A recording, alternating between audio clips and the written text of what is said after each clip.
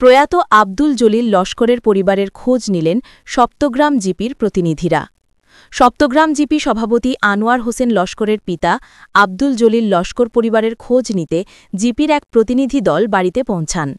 শনিবার বিকেলে প্রয়াত আব্দুল জলিল লস্করের বাড়িতে ওনার পুত্র জিপি সভাপতি আনোয়ার হোসেন লস্করের সহকর্মী, সপ্তগ্রাম গ্রাম পঞ্চায়েতের গ্রুপ সদস্যাসহ এক প্রতিনিধি দল পরিবারের সঙ্গে দেখা করে প্রয়াত আব্দুল জলিল লস্করের প্রতি গভীর শোক প্রকাশ করে পরিবারের সদস্যদের সমবেদনা জ্ঞাপন করেন। প্রতিনিধি দলে উপস্থিত ছিলেন গ্রুপ সদস্য তৈয়ব্বুর রহমান মজুমদার, নাজিম উদ্দিন বড় ভূঁইয়া, বিনয় কুমার সিং, পীযূষ কান্তি দাস, কামাল উদ্দিন লস্কর, মতিউর রহমান লস্কর, সাদুল্লাহ লস্কর, আলতাফ হোসেন বড় ভূঁইয়া, ওয়াতির আলী লস্কর প্রমুখ। উল্লেখ্য, শুক্রবার দুপুর 12টা নাগাদ আব্দুল জলিল লস্কর নিজ বাড়িতে হৃদরোগে আক্রান্ত হয়ে শেষ নিঃশ্বাস ত্যাগ করেন। তার মৃত্যুর খবর ছড়িয়ে পড়তেই এলাকায় শোকের ছায়া নেমে আসে। তাকে শেষ বিদায় জানাতে অসংখ্য শোকাহত জনগণ ছুটে যান বাড়িতে।